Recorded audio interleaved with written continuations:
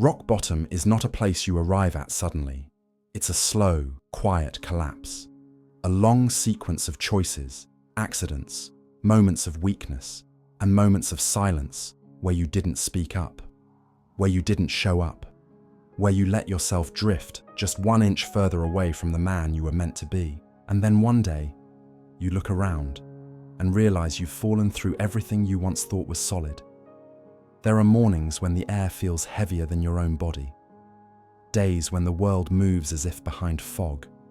Nights when you lie awake with the dull ache of a man who can't remember the last time he felt proud of himself. Rock bottom is that moment when you no longer recognize the man in the mirror.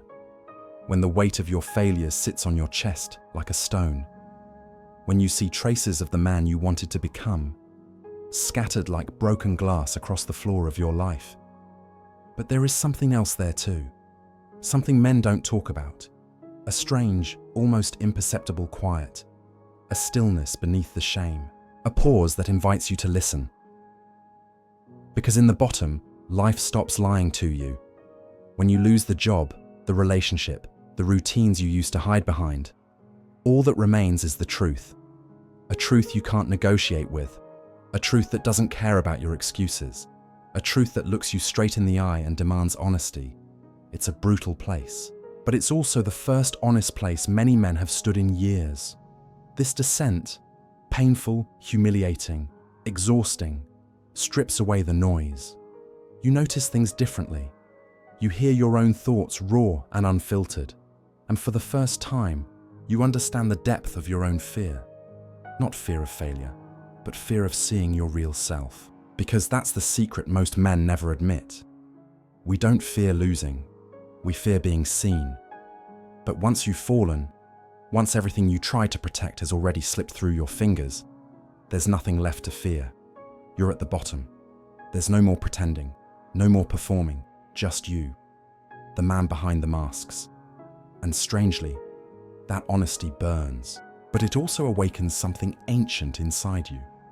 A quiet instinct, the one your ancestors carried when they stood alone in darkness, the one that tells you they dissolve into bitterness, drift into numbness, or try to escape the pain through distraction. They tell themselves that the world has beaten them, that life is unfair, that they are victims of circumstance, and the bottom becomes their home. But other men who are willing to look at the ruins of their life without blinking, men who refuse to lie to themselves anymore, men who are tired of being tired. That's the paradox. The lowest point in your life is also the most stable ground you will ever stand on, because nothing can collapse beneath you anymore. Nothing can fall apart. You've already lived the collapse. Nothing can be taken from you. You've already lost it. Nothing can disappoint you. You've already stood face to face with disappointment. All that remains is the raw material of a new beginning. Standing in the bottom teaches you one of the most important truths a man can learn. In that emptiness, in that stripped-down version of yourself, something powerful emerges. A man with nothing left to protect, except his will. And that is enough. It's enough to take the first step. Enough to breathe differently. Enough to rise again, slowly, painfully, but deliberately. Men don't rebuild their lives when they are comfortable. They rebuild them when they are broken, when they can no longer lie to themselves, when the bottom shows them exactly where they stand. There is no shame in falling. The shame is in believing that falling is the end of your story, because the truth is, rock bottom is not the end. It's the clearing, the silence, the honest space where a man remembers what strength actually feels like. You are here because something in your life needed to collapse. A false identity, a weak foundation, a path that wasn't truly yours. And now you stand in the rubble, breathing the cold air of beginning again. This is where your story can be rewritten. This is where you shed everything unnecessary. This is where the man you were meant to become finally has room to breathe. Not despite the fall, but because of it. This is rock bottom. It is harsh, unforgiving, and painfully real. But it is also the birthplace of clarity, the place where nothing remains, the illusions you carried for years, the stories you told yourself to survive. the polished identity you wore like armor, all of it begins to fall away. Not because you want it to, but because you can no longer sustain the weight of pretending. There is a point in every man's fall where he stops clinging to the old image of himself, not out of wisdom, but out of exhaustion. And in that exhaustion, illusions die. You stop pretending you're fine. You stop pretending you know where you're going. You stop pretending you're strong when you feel hollow. You stop performing for people who never cared. You stop chasing validation you never needed. At the bottom, pride feels ridiculous. Ego feels heavy. Masks feel suffocating. It's as if the universe strips you down to your barest form, not to punish you, but to reveal what was always underneath. The truth about your habits, the truth about your weaknesses, the truth about the promises you broke to yourself, the truth about the men you tried to impress and the battles you should have walked away from, the truth about what actually matters and what never did. Pain becomes a mirror, a harsh one, a mirror that doesn't distort. It shows you the man you are, not the man you imagine yourself to be. This is why the bottom feels humiliating, because truth is humiliating at first. To confront the version of yourself you avoided for years, the version hidden behind ambition, noise, and distraction. It hurts. But that pain is not cruelty. It is cleansing, because illusions are heavy, pretending is exhausting. Living for the wrong reasons slowly poisons the soul. When those illusions collapse, you finally breathe without resistance. There's a moment, quiet, almost sacred, when you realize that losing your illusions is not the same as losing yourself. In fact, it might be the first time you meet yourself, not the self your parents expected, not the self society molded, not the self you invented to survive adolescence, but the self underneath all of that, the core. And this core is not ashamed, it is not afraid, it is not lost, it is simply waiting. It waits for the noise to die, it waits for the pride to crack, it waits for the illusions to fall like dust. Only then does it step forward, the real man, stripped but not broken. When the illusions dissolve, something else becomes visible. The patterns you've been repeating, the small decisions that led you downward, the truths you avoided because they required responsibility. And responsibility is the heaviest weight a man can carry. But at the bottom, you can no longer run from it. This is why rock bottom is honest, not kind, not gentle, but honest. Honesty is the beginning of strength.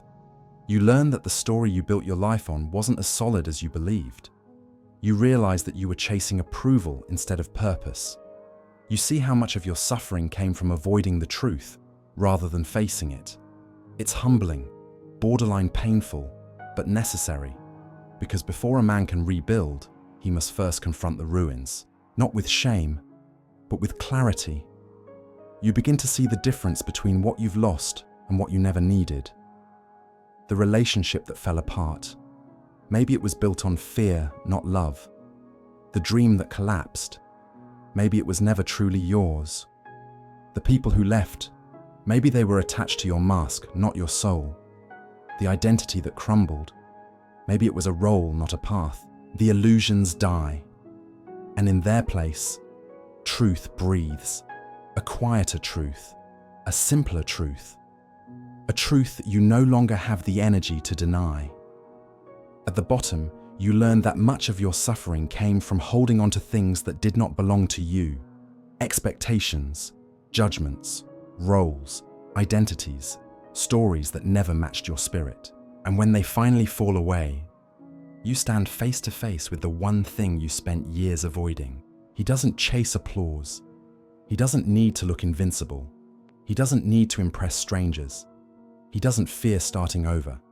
He simply needs one thing: the truth. It is the foundation of discipline, the birth of character, the beginning of transformation. When illusions die, responsibility becomes clear. When responsibility becomes clear, direction emerges. And when direction emerges, strength becomes inevitable. This is why rock bottom is not the grave men think it is.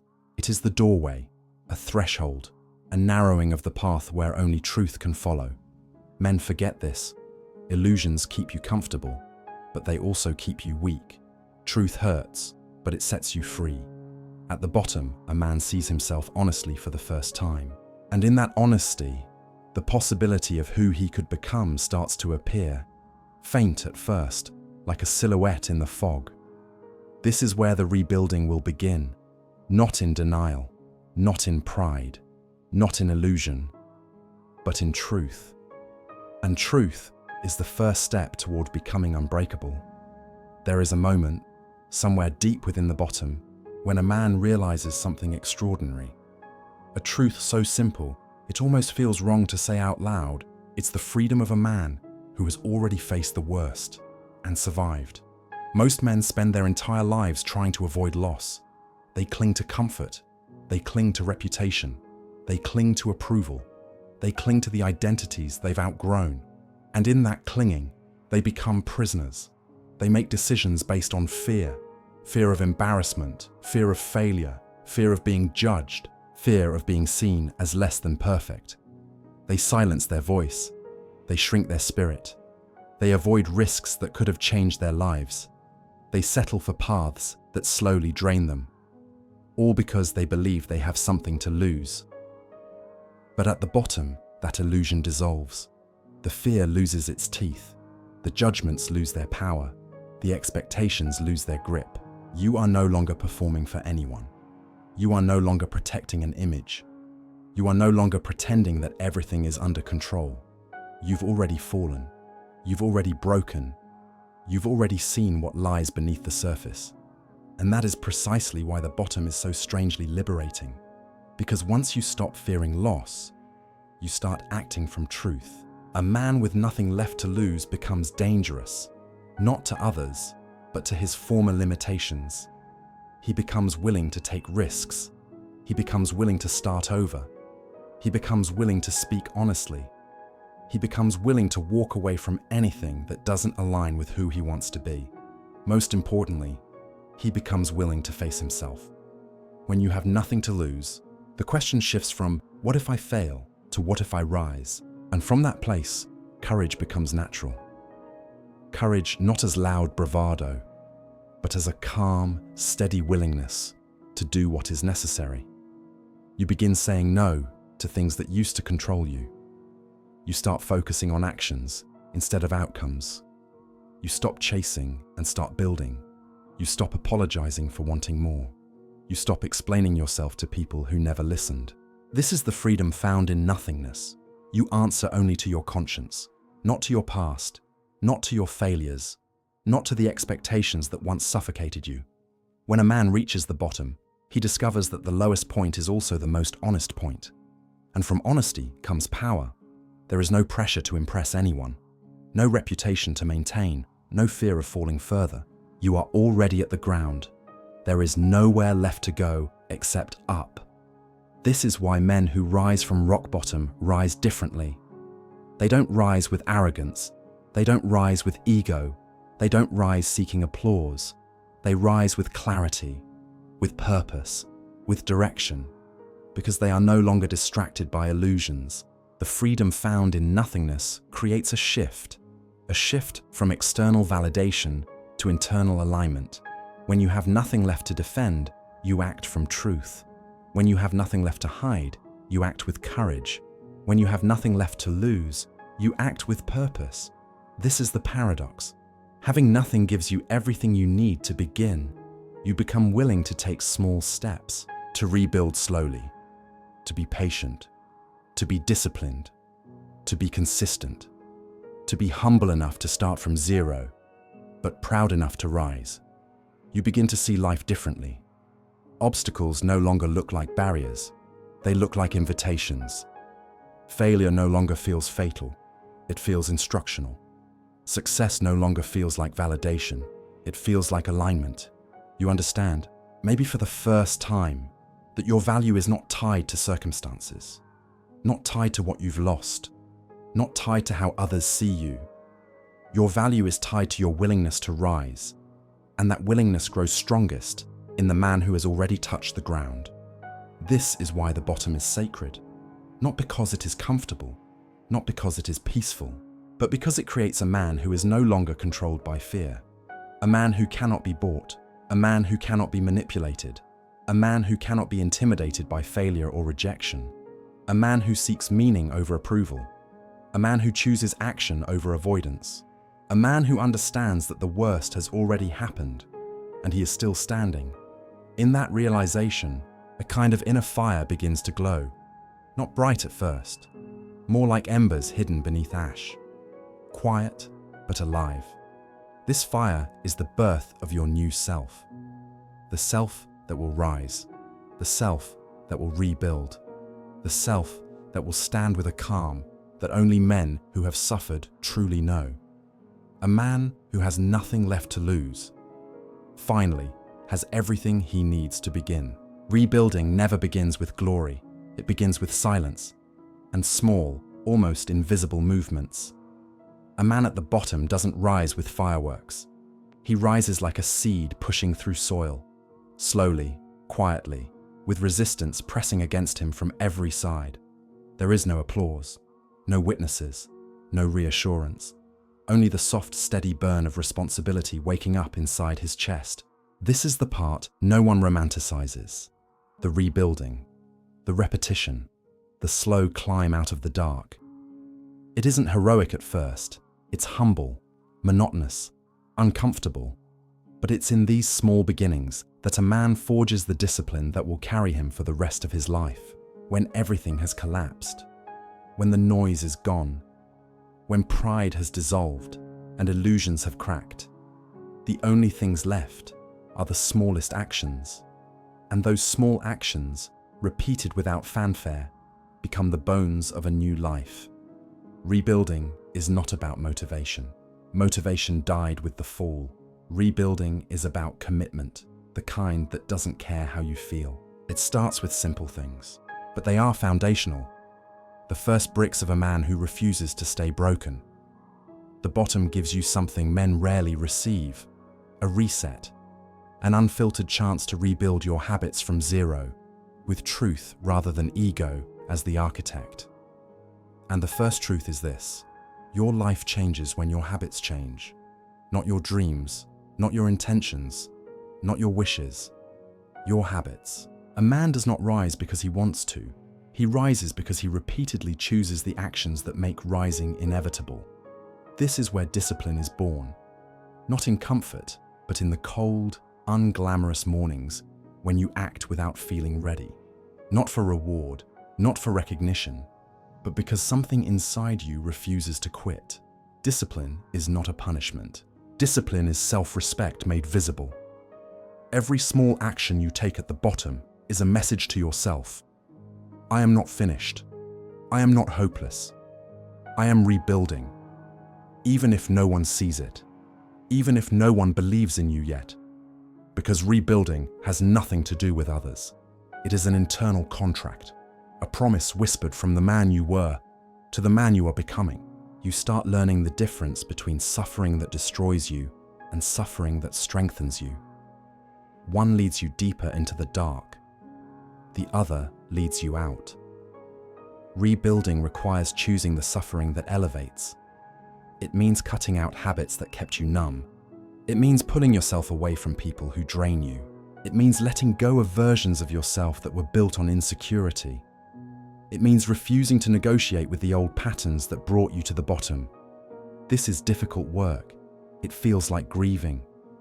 Because in a way, you are grieving, not just your losses, but the man you once believed you had to be. But every time you choose discipline over decay, something shifts inside you. You feel a little more grounded, a little more present, a little more capable of carrying your own weight. Rebuilding teaches you the value of the slow ascent. You learn that strength isn't loud, it isn't aggressive, it isn't reckless. Strength is steady, strength is measured, strength is deliberate. You start realizing that men fall because they rush, but men rise because they move with intention. When you're at the bottom, the path upward is made of small victories. Because rebuilding isn't just physical, it's psychological, emotional, spiritual. You're not rebuilding your circumstances, You're rebuilding your character. And character is shaped through repetition, the daily discipline of choosing growth over comfort, purpose over distraction, truth over illusion. Rebuilding means letting go of shortcuts. It means embracing the grind. It means understanding that if the climb feels slow, it's because the foundation is being strengthened. The man you are building now is not the fragile one who fell. He is sturdier, more grounded, more aware of himself. Rebuilding allows you to redefine success on your own terms. Not the success society sells, the polished image, the curated achievements, the empty approval, but real success. Someone who no longer lives for others. Someone who knows his own strength because he built it with his own hands. Rebuilding transforms you slowly. It reshapes your posture. It changes the tone of your voice. It deepens your gaze. It calms your spirit. You begin acting like a man who has walked through fire and understands the cost of becoming. You rise one action at a time, one breath at a time, one disciplined choice at a time, until one day, without fanfare, without celebration, you look around and notice something different. It's not confidence yet. It's not pride. It's not triumph. It's something deeper. It's the sense that your pain is no longer an anchor, but fuel. This is where the climb changes, where the man who once crawled through the dark begins to stand a little taller, where effort turns into momentum, where survival turns into direction. Pain, when understood, becomes instruction, and you begin to understand it not as punishment, but as guidance. Every wound becomes a compass. Every scar becomes a lesson. Every failure becomes a map. The bottom is no longer a memory that humiliates you. It becomes the foundation that strengthens you. You stop running from it. You stop being ashamed of it. You stop pretending it didn't happen, because now you see, the bottom didn't break you. It revealed you. From this place, your ascent is no longer fragile. You are no longer rebuilding a weak man into a slightly stronger one. You are forging a man who understands himself, his limits, his shadows, his wounds, his patterns, his strength. When a man understands himself, he becomes powerful in a way that no external validation can replicate. He becomes grounded, not in ego, but in truth. He becomes calm, not because life is easy, but because he trusts his ability to endure.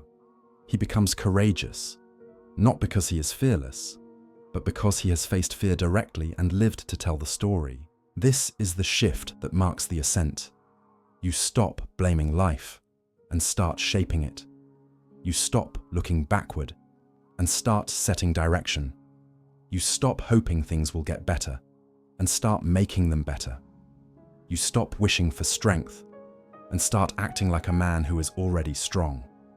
There is dignity in this phase of the journey. The dignity of a man carrying himself with intention, not rushing, not trying to prove anything, just moving with clarity and purpose. The ascent is not linear. There will still be days where doubt creeps in, where the shadows of who you used to be whisper in your ear, where you feel the weight of the climb and the distance left to go.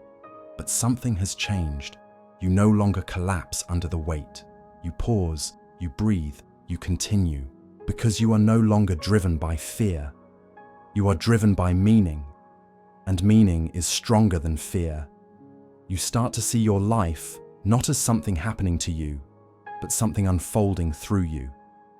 You begin making decisions that align with the man you're becoming, not the man you were. You choose purpose over impulse, responsibility over avoidance, growth over comfort, action over stagnation. This is where your discipline deepens, not because you force it, but because you understand its necessity. Not because someone expects it from you, but because you expect it from yourself. When you rise from the bottom, you're no longer chasing outcomes. You're chasing alignment, a life that reflects your inner truth. And the more aligned you become, the more powerful you feel. Your past no longer controls you. Your mistakes no longer define you. Your fears no longer dictate your actions. Instead, you carry your pain the way a warrior carries his armor, not as a burden, but as protection, as proof, as memory. You realize that the man who has walked through suffering without losing himself is a man who can walk through the world without bowing to it. Your ascent becomes steady, measured, clean. You stop overreacting. You stop overthinking. You stop explaining yourself to people who don't understand the depth of your journey. That's the gift of rising from the bottom. Your center becomes unshakable. You understand what truly matters and what never did. You understand who deserves your energy and who doesn't. You understand what is worth fighting for and what is worth releasing. For the first time in a long time, you feel a sense of direction, not given by others, not forced by circumstance, but born from within. This direction isn't loud or dramatic.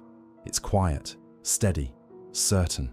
And as you rise step by step, you begin to realize something profound, strengthening, sharpening. The ascent is not the end of the journey, but it is the moment you recognize your own power, not as potential, but as reality. A man who rises from rock bottom rises differently. He carries wisdom in his silence. He carries strength in his presence. He carries purpose in his eyes. His steps are deliberate. His choices are precise. His life becomes a testament not to victory, but to resilience. This is the moment where you understand a strength that doesn't need to be proven. It's the strength of a man who knows he can break and also knows he can rebuild himself again. Most men spend their lives terrified of collapse, terrified of failure, terrified of judgment, terrified of losing what they've gathered. But a man who has touched the bottom, walked through the darkness, and climbed back with his own hands, becomes different. He becomes someone who cannot be broken by the same forces that once crushed him. Not because life becomes easier, but because he becomes deeper. This depth is hard to describe, but you can feel it. It's in the way he listens more than he speaks. It's in the way he observes before acting. It's in the calmness beneath his decisions. It's in the quiet certainty that radiates from a man who is no longer afraid of himself. For the first time in his life, he stands with a sense of inner solidity, a grounded presence, not rigid, not defensive, but rooted. He has seen his shadow and no longer runs from it. He has faced his fears and no longer negotiates with them. He has lost everything unnecessary and now protects only what truly matters. A man like this becomes unbreakable not because life stops testing him, but because he no longer misinterprets the tests. He sees challenges as teachers. He sees setbacks as adjustments. He sees failure as feedback. He sees pain as refinement. He walks through the world with a steadiness that people can feel. Not intimidating, but undeniable. Not aggressive, but anchored. This is the man forged by suffering, not shaped by comfort.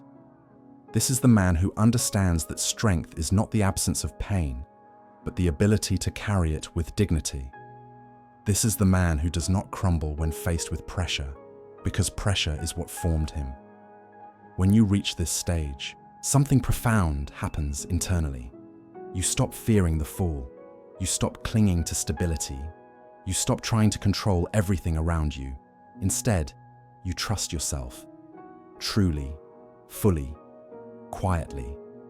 You trust your mind to stay clear. You trust your hands to build. You trust your heart to endure. You trust your judgment to guide you. You trust your discipline to carry you through the days when emotions fail. And that trust becomes your foundation. Unshakable, calm, eternal. This is what it means to become the man who cannot be broken. You don't avoid difficulty. You face it with the certainty that you can adapt. You don't fear loss. You know you can rebuild. You don't cling to identity. You evolve when life demands evolution. You don't chase validation. You embody your values quietly and consistently. This man is rare, not because the path is complicated, but because the path requires honesty. It requires suffering. It requires discipline. It requires the courage to look at your own reflection without flinching. But when a man reaches this stage, forged, grounded, awake, he becomes a force that the world cannot manipulate. He becomes sovereign, self-governed, self-directed, self-respecting. He chooses his battles wisely. He invests his energy intentionally. He walks away from anything that weakens his spirit. He commits himself to anything that strengthens his purpose. Most importantly, he becomes a man capable of carrying the weight of his own life. This is the final transformation of the journey that began at the bottom. A man who once broke under pressure becomes a man who can withstand storms without losing his center. A man who once felt powerless becomes a man who chooses his direction with clarity. A man who once feared loss becomes a man who builds without attachment. A man who once lived in illusion becomes a man who lives in truth. This is not the end of the story. This is the beginning of a different life. One shaped by intention, guided by purpose, and anchored in the wisdom earned through suffering. You rise from the bottom not as the same man, but as a man who finally understands who he is. Slow down now. Let the dust settle in your mind. Let the echoes of everything you've survived soften into memory. You've walked through darkness. You've faced yourself. You've rebuilt from what little remained. And now, you stand here, not finished, not perfect, but awake. Breathe. Feel the weight of your own presence. The quiet strength that comes from a man who has carried himself through his own ashes. There is no need to rush forward. No need to chase anything. No need to prove anything. You have already done the hardest part. You chose to rise. And rising is not a single moment. It is a commitment to discipline, a commitment to truth, a commitment to the man you are becoming, one day at a time. The world will not always understand your silence, your intensity, your patience, your depth. That is fine. You did not walk this path for them. You walked it so that you could look in the mirror and see a man you respect. Carry that with you now. Carry the calm you earned. Carry the strength you forged. Carry the clarity you bled for.